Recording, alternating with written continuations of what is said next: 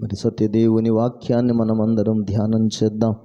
ఈ సమయములో పరిశుద్ధ బైబిల్ గ్రంథములో నుండి దేవుని యొక్క వాక్యముగా అపోస్తలుడైనటువంటి పౌలు వ్రాసిన పత్రిక, రోమా పత్రిక,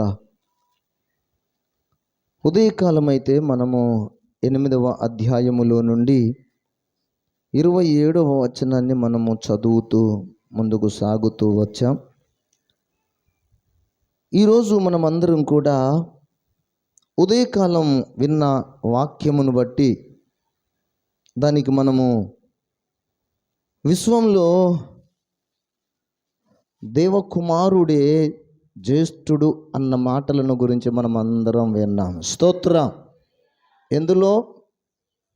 విశ్వమంతటిలో దేవకుమారుడే జ్యేష్ఠుడు. హల్లెలూయా, హల్లెలూయా. ఈ రోజున మనము మరి జ్యేష్ఠుని యొక్క ఆధిక్యతలు ఏమిటో మనం కొద్ది నిమిషాలు పరిశుద్ధ బైబిల్ గ్రంథములో నుండి తెలుసుకొని మనమందరం కూడా ప్రార్థనలలోనికి మనం వెళ్ళిపోదాం. ఇందుకు లేఖనపు ఆధారముగా పరిశుద్ధ బైబిల్ గ్రంథములో నుండి రోమాపత్రిక 1వ అధ్యాయము 19-20 వచనాలను మనము కొంచెం జాగ్రత్తగా దయచేసి అందరూ తీయండి.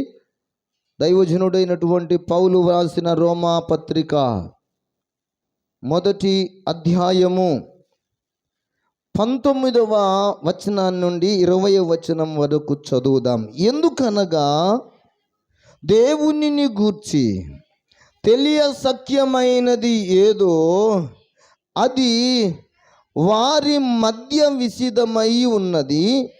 దేవుడు అది వారికి విసిదపరచెను. ఆయన అదృశ్య లక్షణములు అనగా ఆయన నిత్య శక్తియు దేవత్వమును జగదుత్పత్తి మొదలుకొని సృష్టింపబడిన వస్తువులను ఆలోచించుట వలన తేట పడుచున్నవి గనుక వారు నిరిత్తరులై ఉన్నారు. అందరం చేతులెత్తి స్తోత్రం చెప్పుదాం. హల్లెలూయా, హల్లెలూయా. ఇక్కడ మనం చదువుకున్నటువంటి ఈ లేఖన భాగంలో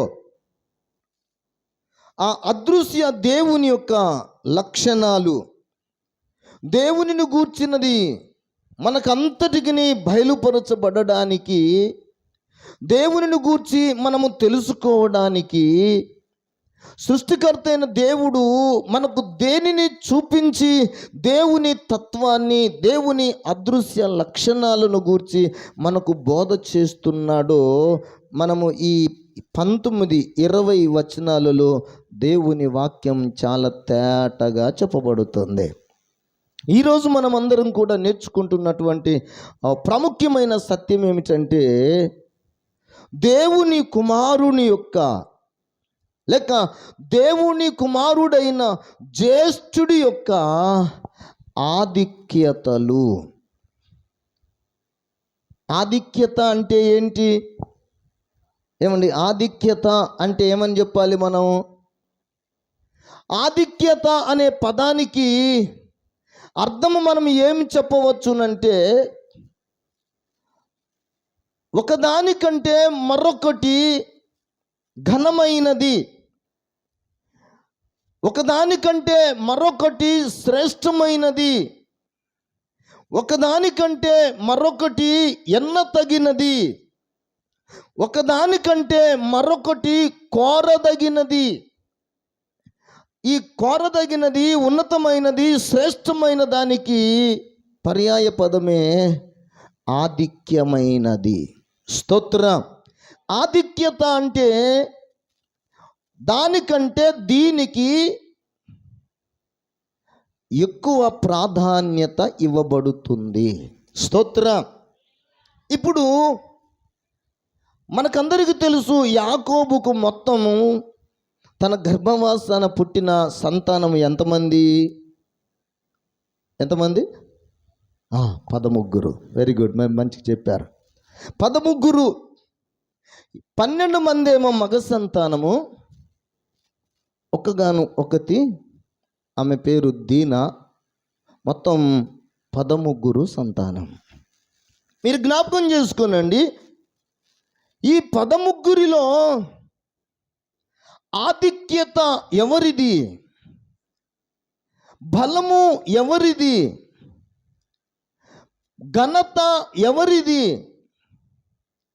ఈ 13లో ఎవరు అందరికంటే మిన్నయైన వారు, అందరికంటే గొప్పవారు ఎవరు అని మనం జ్ఞాపకానికి చేసుకుంటే, ఆ 13లో జ్యేష్ఠుడు అనబడిన వాడు ఘనమైన వాడు. స్తోత్ర, హల్లెలూయా. ఎందుకు ఈ 13లోకెల్లా ఆ జ్యేష్ఠుడు అంత గొప్పవాడు అని ఎందుకు అనాల్సి వస్తుంది? ఆ గొప్పవాడిలో ఉన్నటువంటి ఆధిక్యతలు ఏమిటి? ఆ గొప్పవాడిలో ఉన్నటువంటి స్వభావ లక్షణాలు ఏమిటి? ఆ గొప్పవాడిలో ఉన్నటువంటి పరిస్థితులు ఏమిటి అని మనము కొంచెం జాగ్రత్తగా ఆలోచనను చేస్తే, దేవుని బిడ్డలారా, ఈ జ్యేష్ఠుడికి ఉన్న ప్రాముఖ్యమైన ఆధిక్యతలను గురించి మనము 3 ప్రాముఖ్య విషయాలను జ్ఞాపకం చేసుకుంటాం. మీరు చూడండి, పరిశుద్ధ లేఖనంలో ఇప్పుడు మనము రోమాపత్రిక 1వ అధ్యాయములో మనము 19-20 వచనాలు చదివాం కదా. 20వ వచనంలో ఏమందుంటే, దేవుని అదృశ్య లక్షణములు అనగా ఆయన నిత్య శక్తియు దేవత్వమును జగదుత్పత్తి మొదలుకొని సృష్టింపబడిన వస్తువులను ఆలోచించుట వలన, అంటే భూమి మీద ఉన్న వస్తువులను నువ్వు గనుక ఆలోచించగలిగితే, భూమి మీద ఉన్న వస్తువులను మీరు ఆలోచించగలిగితే మనకు 3 ప్రాముఖ్యమైన విషయాలు బయలుపడతాయి. ఒకటి దేవుని శక్తి, రెండవది దేవత్వము, మూడవది దేవత్వము యొక్క జీవాన్ని గూర్చి మనకు బయలుపరచబడుతుంది. స్తోత్రం. ఇప్పుడు వస్తువులను ఆలోచించటం వలన దేవుని శక్తి, దేవత్వము యొక్క సర్వపరిపూర్ణత, దేవత్వము యొక్క జీవమును గురించి మనకు ప్రచారం చేయబడుతుంది, ప్రకటించబడుతుంది. దేవుడికి స్తోత్రం. ఉదయకాలంలో జ్యేష్ఠుడు అన్న మాటకు మనము ఆ లేఖనాలను బట్టి మనం ఏం చెప్పామంటే, అన్నిటికంటే అందరికంటే ముందు ఉన్నవాడు అని మనము చెప్పుకున్నాం. స్తోత్రం. అన్నిటికంటే ముందున్నవాడు. కొలస్సీ పత్రిక 1:17 ప్రకారముగా ఆయన అన్నిటికంటే ముందుగా ఉన్నవాడు, ఆయనే సమస్తమునకు ఆధారభూతుడు. స్తోత్రం. జ్యేష్ఠుడు అంటే అన్నిటికంటే ముందున్నవాడు. పూర్వకాలం ముందున్న మన పితరులైన మహాభక్తులు ఎంత చక్కని పాటలు పాడారు. వాళ్ళు పాడిన పాటలలో, తరతరాలలో, యుగ యుగాలలో, జగ జగాలలో దేవుడు దేవుడు యేసే దేవుడు, మన దేవుడు దేవుడు యేసే దేవుడు. హల్లెలూయా హల్లెలూయా హల్లెలూయా హల్లెలూయా హల్లెలూయా హల్లెలూయా హల్లెలూయా హల్లెలూయా హల్లెలూయా. ఆ పాటల్లో మీరు తర్వాత మీకు తెలిసిన, భూమిని పుట్టింపక మునుపు, పర్వతాలు కలగక మునుపు, జలధారలు లేక మునుపు, ఏదియును లేక మునుపు ఆయన మాత్రమే జ్యేష్ఠుడుగా ఉన్నాడు. స్తోత్రం.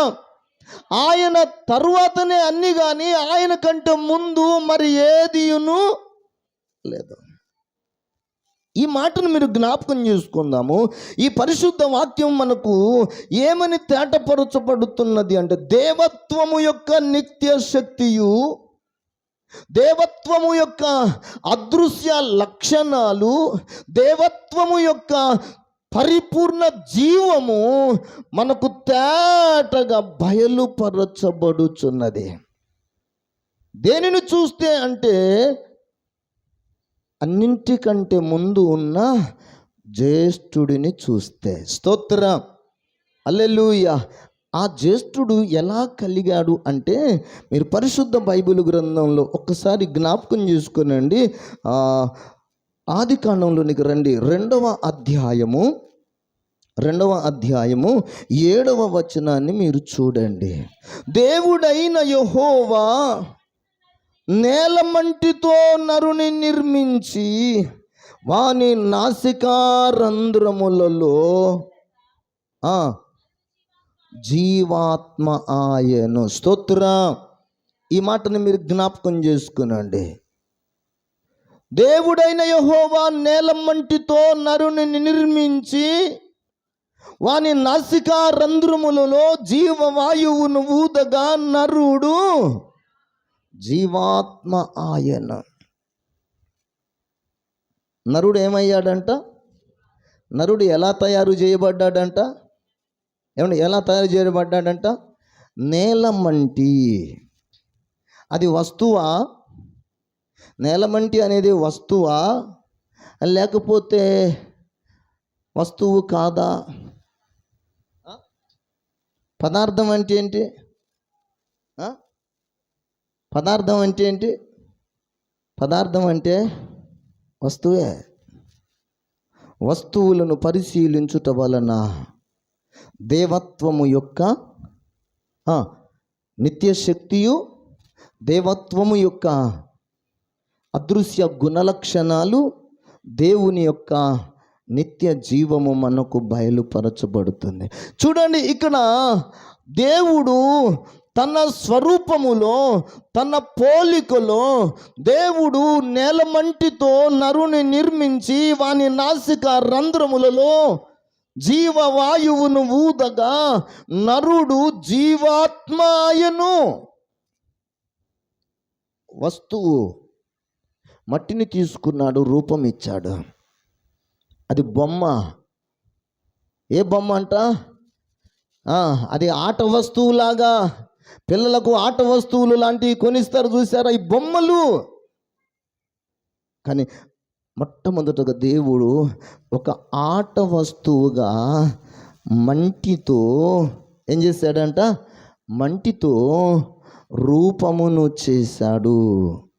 ఆ మంటి రూపానికి మీరు చూడండి, మీరు మంటి రూపములోనికి దేవుడు ఏం చేశాడంటే జీవవాయువును ఊదగా నరుడు జీవాత్మ ఆయను. అంటే ఈ అన్నిటికంటే ముందు పుట్టిన, అన్నిటికంటే ఈ సృష్టిలో, ఈ విశ్వంలో ఏది లేక మునుపు సృష్టికర్త అయిన తండ్రి అయిన దేవుడు తన జనతైక కుమారుడైన వాక్యమనబడిన దైవమును మొట్టమొదటగా కలుగు చేశాడు. నీవు నా కుమారుడవు, నేడు నేను నిన్ను కన్నాను అని దేవుడు చెప్పాడు. చూశారు?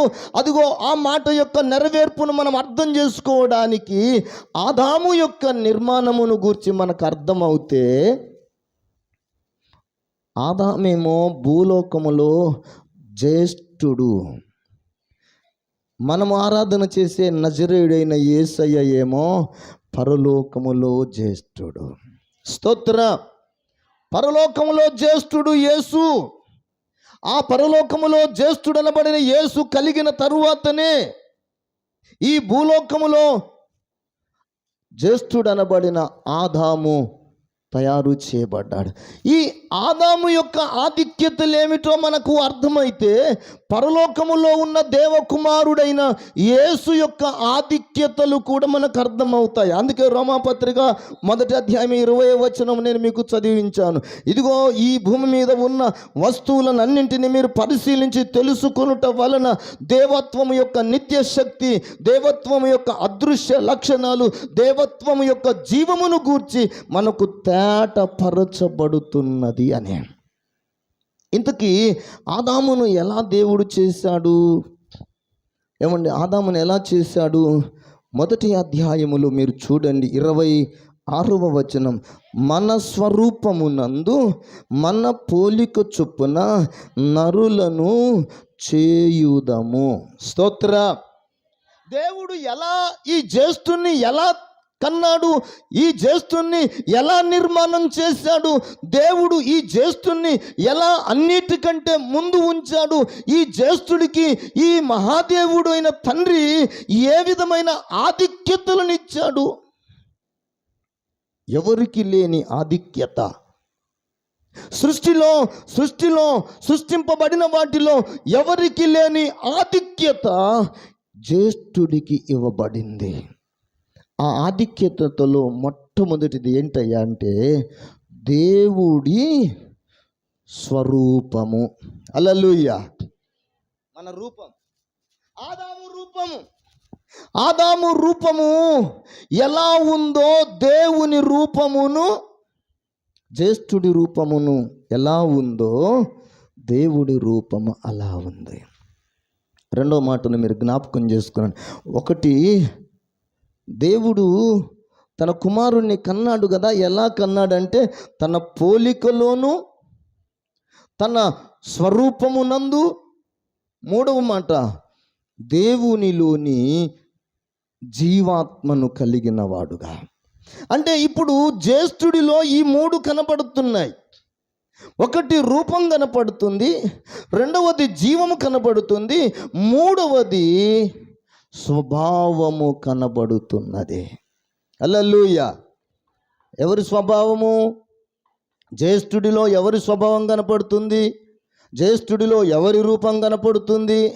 జ్యేష్ఠుడిలో ఏ DNA కనపడుతుంది? ఏమండి, ఎవరి జీవం కనపడుతుంది? తండ్రి యొక్క జీవము. ఎందుకు తండ్రి జీవం కనపడుతుందంటే తండ్రి అన్నాడు కదా, నీవు నా కుమారుడవు, నేడు నేను నిన్ను కనియున్నాను. ఈయన నా ప్రియ కుమారుడు, ఇతని యందు నేను ఆనందించుచున్నాను. స్తోత్రం. ఇతడు నా జ్యేష్ఠ కుమారుడు, ఇతని యందు నేను ఆనందించుచున్నాను. దేవునికి స్తోత్రం. ఇంకొక ప్రధానమైన కారణాన్ని నేను మీకు పరిశుద్ధ లేఖనాలలో చదివి చూపిస్తాను. చూడండి, ద్వితీయోపదేశకాండంలో దేవుని బిడ్డలారా 21వ అధ్యాయము దయచేసి మీరు 17వ వచనంలో ఒక మాట నేను మీకు జ్ఞాపకం చేయదలుచుకున్నాను. చూడండి, ఇదిగో వీడు వాని బల ప్రారంభము గనుక. ఇక్కడ మీరు ఇద్దరు కనపడుతున్నారు, వీడు వాడు ఇద్దరు. ఇప్పుడు వీడు వాని బల ప్రారంభము గనుక, ఆ బల ప్రారంభము గనుక వానిని ఏమని ఎంచబడింది అంటే జ్యేష్ఠుడు. మీరు ఇంకా 17వ వచనాన్ని తేటగా చూడండి. దేవుని బిడ్డలారా, ద్వేషింపబడిన దాని కుమారునికి తండ్రి తన ఆస్తి అంతటిలో రెట్టింపు భాగము ఇచ్చి వానినే జ్యేష్ఠునిగా ఎంచవలెను. స్తోత్ర.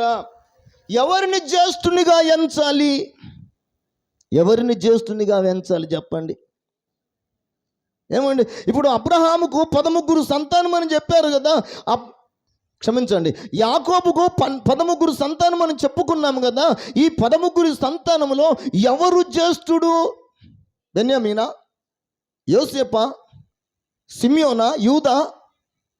ఎవరండి మొట్టమొదటగా పుట్టినవాడు? ఎవరు? రూబేను జ్యేష్ఠుడు అని ఎంచాలి అంట. రూబేనును ఎందుకు జ్యేష్ఠుడు అని ఎంచవలసి వచ్చింది అంటే మీరు జ్ఞాపకం చేసుకునండి, వాడంట యాకోబు యొక్క బల ప్రారంభకుడు. స్తోత్ర. యవ్వన కాలములో పుట్టిన బిడ్డలు, హల్లెలూయా హల్లెలూయా, నడిప్రాయంలో పుట్టిన బిడ్డలు, వృద్ధాప్యములో పుట్టిన బిడ్డలు, పరిశుద్ధ బైబిల్ గ్రంథం తెలియజేస్తుంది. యవ్వన కాలమునందు పుట్టిన బిడ్డలంట బలవంతుని చేతిలో బాణముల లాంటి వారు. యవ్వన కాలము బల ప్రారంభము. ఈ యవ్వన కాలం దాటుతుందంటే ఈ శరీరము రోగాల పుట్ట. ఏ పుట్ట? ఈ శరీరము రోగాల పుట్ట. ఈ యవ్వన కాలంలో ఉంటేనేమో బలం ఉంది, యవ్వన కాలములో ఆరంభములో ఉంటే శక్తి ఉంటుంది. ఈ యవ్వన కాలములో యవ్వన శక్తిలో ఉన్నప్పుడు దేవుని మహాకృప వలన ఆ కాలములో పుట్టిన బిడ్డలంట బలవంతుని చేతిలో బాణము లాంటి వారు. అట్టివాడుతో తన అంబుల పొదిని నింపుకొని వాడు ధన్యుడు. వాడంట తన విరోధులతో వాదించుదురు అని పరిశుద్ధ వాక్యం మనకు తేటపరచబడుతుంది. స్తోత్ర. హల్లెలూయా. దేవుని బిడ్డలారా, మీరు జ్ఞాపకం చేసుకునండి. ఇదిగో ఈ జ్యేష్ఠుడు అని వీనికి ఎందుకు పేరు పెట్టబడిందంటే వీడు ఆరంభపుత్రుడు. మధ్యలో పుట్టినవాడు కాదు, ద్వితీయుడు కాదు, తృతీయుడు కాదు, చతుర్థవాడు కాదు, పంచమోడు కాదు, షష్ఠోడు కాదు, సప్తమి వాడు కాదు, అష్టమి వాడు కాదు, నవమి వాడు కాదు, దశమి వాడు అంతకంటే కాడు. వీడెవడయ్యా అంటే జ్యేష్ఠుడు. అంటే బలముకు ప్రారంభపు దశలో పుట్టినవాడు.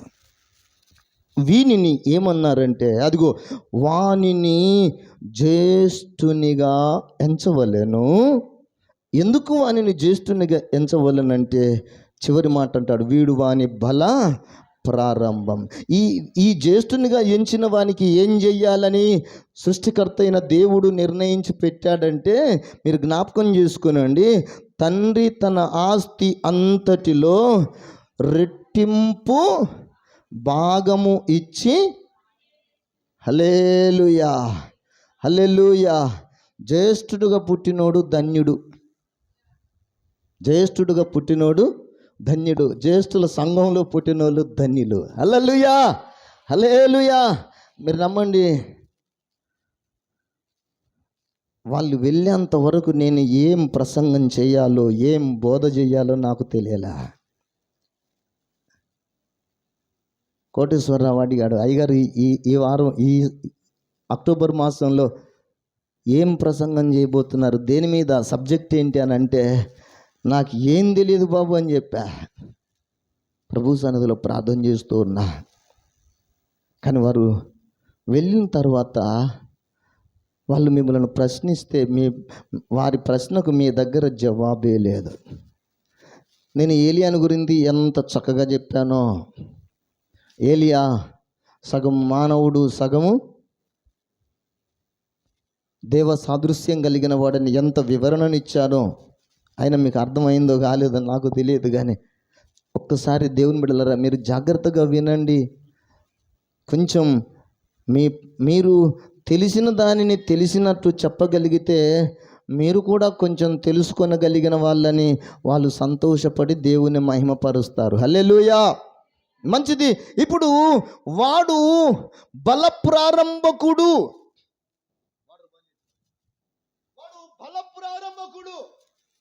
అందుకే వానికి జ్యేష్ఠుడు అని పేరు పెట్టబడింది. బల ప్రారంభకుడు అంటే అంతకంటే ముందు ఎవ్వరూ లేరు, అతని తరువాతనే ఏదైనా ప్రారంభం.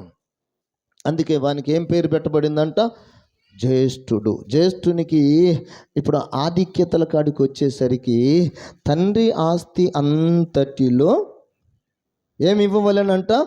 రెట్టింపు భాగము ఇవ్వవలెను. స్తోత్ర. హల్లెలూయా. ఇప్పుడు 13 ఉన్నారు కదా, ఆ 13లో రూబేనుకు ఎంత వాటా ఇవ్వాలంట? 2 అంటే మిగతా వాళ్ళకు కొంత భాగం అయితే ఇతడికి 2 భాగాలు రావాలి. ఒకవేళ అలాంటి భాగాలు రూబేను గనుక తీసుకోకపోతే రూబేను భార్య ఒప్పుకుంటుందా? నువ్వు జ్యేష్ఠుడివి కాదా, నువ్వు జ్యేష్ఠుడివి కదా, నీకు రావలసిన వాటా నీకు 2 అంతలు కదా, ఇది ధర్మము కదా, ఇది ధర్మశాస్త్రం చెప్పింది కదా, ఇది పెద్దలు నిర్ణయించిన చట్టము కదా, కాబట్టి మనకు జ్యేష్ఠత్వం రావలసిందే. మాకున్న పొలంలో మా నాన్నగారు మరి ఎందుకు పంచలేదు నాకు తెలియదు. అందరికి సమానంగా పనిచేశాడు మా నాన్నగారు. ఆయన చనిపోయాడు. చనిపోయిన తర్వాత మా పెద్దన్నయ్య ఆయన బాధపడుతున్నాడు. చనిపోతూ నాకు జ్యేష్ఠ భాగం ఇయ్యలేదని ఆయన అన్నాడు. ఆయన పేరు మీదుగా 10 ఎకరాలు ఉంది. అంతకుముందు ఉన్న 10 ఎకరాలేమో మాకు తలా 2 ఎకరాలు ఇచ్చాడు. ఆయన పేరు మీదుగా ఉన్న ఆ 10 ఎకరాలలో ఆయన చనిపోయిన తర్వాత ఆ 10 ఎకరాలు మళ్ళీ మా 5గురికే పంచాలి కదా. పంచేటప్పుడు మా అన్నయ్య పేసి పెట్టాడు.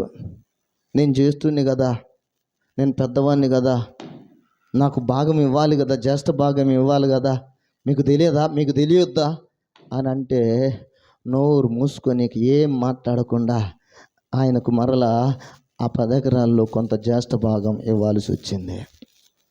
ఇచ్చేటప్పుడు కొంత మనసులో బాధ, మేము కూడా జ్యేష్ఠులంగా పుడితే ఎంత బాగుండేది, అది మాకే వచ్చేది కదా ఆయన. కానీ అది అలాగ జరిగే పని కాదు. నేను ఎందుకు ఈ మాట చెప్తున్నానంటే, జ్యేష్ఠుడు అనబడిన వాడికి రెట్టింపు భాగము రావాలి.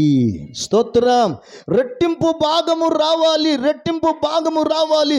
వీడు వాని వంశానికి బల ప్రారంభకుడు గనుక ఆ వంశాభివృద్ధి కొరకు ఇతని బాధ్యతలు కూడా ఎన్నో ఉంటాయి గనుక, ఇతడు తన బాధ్యతలను నిర్వర్తించే ప్రారంభకుడు గనుక, జ్యేష్ఠుడు గనుక ఇతని కొరకు దేవుడు అధికమైనటువంటి ఆశీర్వాదాలు ఇవ్వడం కొరకు ఇతడికంటూ ఒక ప్రత్యేకమైన ఆధిక్యతలను ఇచ్చాడు. స్తోత్రం. ఈ ఆధిక్యతలలో మీరు నమ్మండి, మీరు గ్రహించండి, మిగతా వాళ్ళు ఎలా ఉంటారో కొంచెం మనం అర్థం చేసుకోలేం. కానీ జ్యేష్ఠుడు అనబడిన వాడంట అచ్చం ఎవరి రూపంలో ఉంటాడంట? తండ్రి రూపములోనే ఉంటాడు. హల్లెలూయా. తండ్రి యొక్క స్వభావాన్ని పుణికి పుచ్చుకున్నవాడుగా ఉంటాడు. జ్యేష్ఠుడు గనుక ఆ తండ్రి యొక్క జీవమును, తండ్రి యొక్క రూపమును, తండ్రి యొక్క స్వభావమును పుణికి పుచ్చుకున్నవాడుగా ఉంటాడు. అందుకే పరలోకపు జ్యేష్ఠుని గురించి మనము నేర్చుకుంటున్నాం. పరలోకపు జ్యేష్ఠుడు తండ్రి పరిశుద్ధుడు గనుక పరలోకపు జ్యేష్ఠుడు పరిశుద్ధుడు. హల్లెలూయా. మనం ఎఫెసీ పత్రిక 5వ అధ్యాయంలో 27వ వచనం అనుకుంటాను, మీకు అందరికీ తెలిసిన మాట. ఆయనను గురించి పరిశుద్ధ లేఖనం తెలుపుతున్న మాట చూడండి. ఒక మాట, పరిశుద్ధముగాను ప్రేమించి కలంకమైనను ముడతయైనను ఏదీను లేక పరిశుద్ధమైనది గాను, అయ్యా నిర్దోషమైనది గాను మహిమ గలది గాను ఉండుట కొరకు ఈ జ్యేష్ఠుణ్ణి కన్నాడు. స్తోత్రం. ఎందుకు కన్నాడంట? ఈ జ్యేష్ఠుడు ఎలా ఉండాలని ఆ తండ్రి కోరుకుంటున్నాడు తెలుసా? పరిశుద్ధముగాను నిర్దోషముగాను మహిమ గలగ వానిగాను ఉండాలి. ఇది ఆ పెద్ద కుమారుడు యొక్క ఆధిక్యతలు. పరిశుద్ధత, 2వ మాట నిర్దోషత్వము, 3వ మాట మహిమ గల, ఇది ఇతని ఆధిక్యత. ఈ పెద్ద కుమారునికున్న పరిశుద్ధత, ఈ పెద్ద కుమారునికున్న నిర్దోషత్వము, ఈ జ్యేష్ఠ కుమారునికున్నటువంటి మహిమ మిగతా ఎవ్వరికి కూడా లేనే లేదు.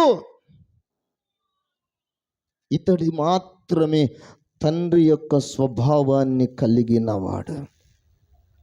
తండ్రి రూపము, 2వది తండ్రి యొక్క జీవము, 3వ మాట తండ్రి యొక్క స్వభావము. ఎవరిలో ఉంటుందంట? జ్యేష్ఠుడిలో ఉంటుంది. నేను ముందే చెప్పాను, యవ్వన కాలములో ఆరోగ్యము ఎక్కువ. యవ్వన కాలము దాటితే అనారోగ్యతలు వచ్చేస్తాయి. మీరు చూడండి, యవ్వన కాలమందున పుట్టిన బిడ్డలకు అనారోగ్యాలు ఉండవు. ఎందుకంటే ఆ తల్లిదండ్రులలో కూడా వారు బలముతో ఉన్నారు గనక బలము కలిగిన వారినే ప్రసవిస్తారు, కంటారు. బలహీనమైతే, రోగిష్టమైతే ఆ రోగము వలన కనబోయే వాళ్ళను కూడా ఎలాగంటారంట? రోగిష్ఠులనే కనాల్సి వస్తుంది. అందుకే వీడు జ్యేష్ఠుడు అనేవాడు బల ప్రారంభకుడు గనుక వాడు జ్యేష్ఠుడు. ఈ జ్యేష్ఠుడు యొక్క ఆధిక్యతలు ఏంటంటే తండ్రి రూపము, తండ్రి జీవము, తండ్రి యొక్క అదృశ్య గుణలక్షణాలను కలిగిన వాడుగా కనబడతాడు. అందుకే మనము జ్ఞాపకం చేసుకుంటాము, యోహాను సువార్త 14వ అధ్యాయము 7వ వచనాన్ని మనము చూడగలిగితే, దేవుని బిడ్డలారా, అక్కడ ప్రభువైన యేసు యొక్క శిష్యుడైనటువంటి ఫిలిప్పు ఒక మాట అడుగుతాడు, ప్రభువా మాకు తండ్రిని చూపించవా? చూడండి ఆ మాట 8వ వచనంలో, అప్పుడు ఫిలిప్పు, ప్రభువా తండ్రిని మాకు కనబరచుము, మాకంతే చాలునని ఆయనతో చెప్పగా, యేసు, ఫిలిప్పు, నేను ఇంతకాలము మీ యొద్ద ఉండినను నీవు నన్ను ఎరుగవా? నన్ను చూచినవాడు తండ్రిని చూచి ఉన్నాడు. స్తోత్ర. జ్యేష్ఠుని చూస్తే ఎవరిని చూసినట్టంట? అమ్మ చెప్పాలి. జ్యేష్ఠుని చూస్తే ఎవరిని చూసినట్టంట?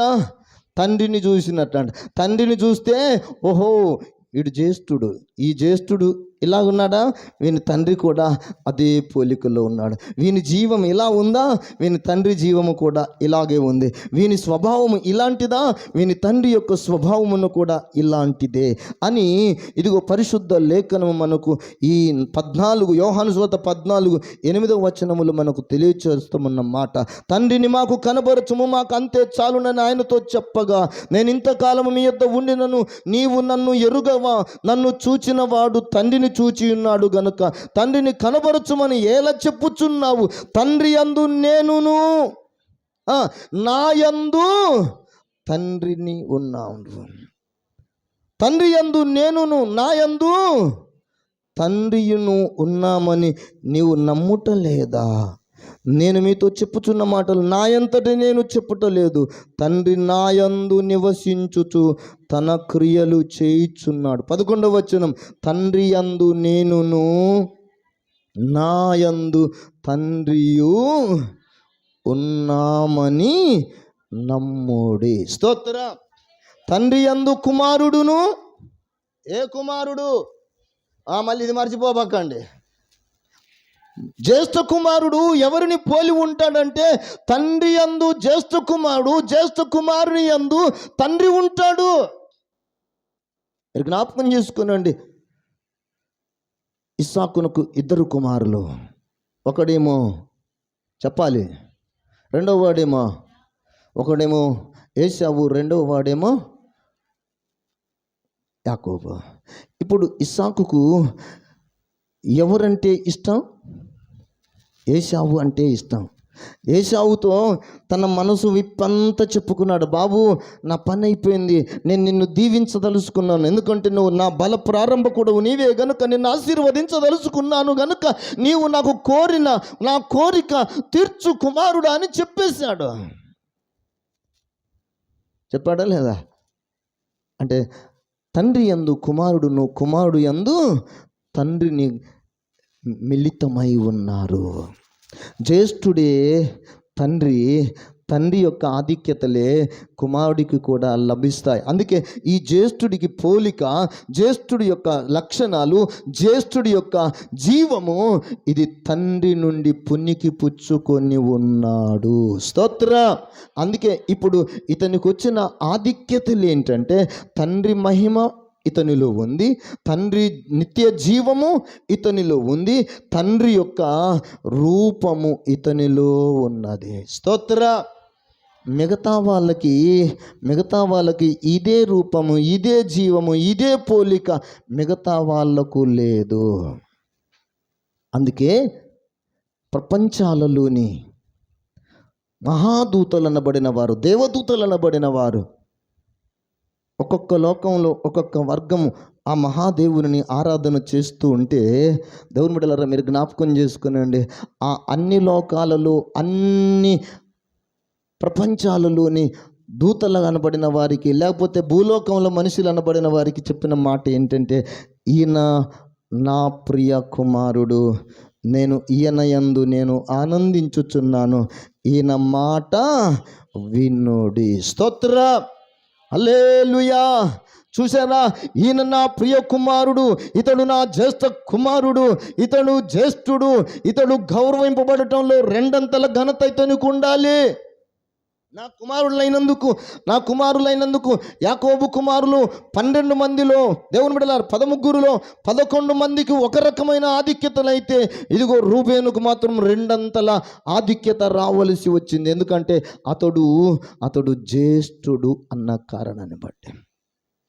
ఇప్పుడు మనకు ఘనతే ఉంది, మన మధ్యలో పుట్టాం, కానీ మనందరికంటే ముందు పుట్టిన జ్యేష్ఠుడు అనబడిన యేసయ్యకు 2 అంతల ఘనత. హల్లెలూయా. 2 అంతల ఘనత. ఆ 2 అంతల ఘనతను చూసి, ఆ యేసును చూసి అసూయపడిన ప్రతి వాడు అగ్నిగుండంలోకి వెళతాడు. ఆ యేసును చూసి, ఆ జనితైక కుమారుని చూసి, ఆ జ్యేష్ఠ కుమారుని చూసి ఎవరైతే మనసులో అసహ్యించుకుంటారో, లేకపోతే ద్వేషిస్తారో, ఎవరైతే విధేయత చూపరో, వారు అగ్నిగుండములోనికి వెళతారు. ఎందుకో తెలుసా? దేవుని వాక్యం సెలవిస్తుంది, ఇతడు 2 అంతలు పొందుటకు ఇతడు యోగ్యుడు. స్తోత్ర. ఇప్పుడు ఇతడు ఎవరంట? జ్యేష్ఠుడు. ఇతని ఆధిక్యతలేంటి? తండ్రి రూపము, తండ్రి జీవము, తండ్రి యొక్క స్వభావ గుణ లక్షణాలు. ఈ ఆధిక్యత కలిగిన ఇతనికి కలిగిన బాధ్యతలు కూడా కొన్ని ఉన్నాయి. ఇతనికి కలిగిన బాధ్యతలు ఏంటో ప్రభు చిత్తమైతే రేపు తెలుసుకోవడానికి ప్రయత్నం చేద్దాం.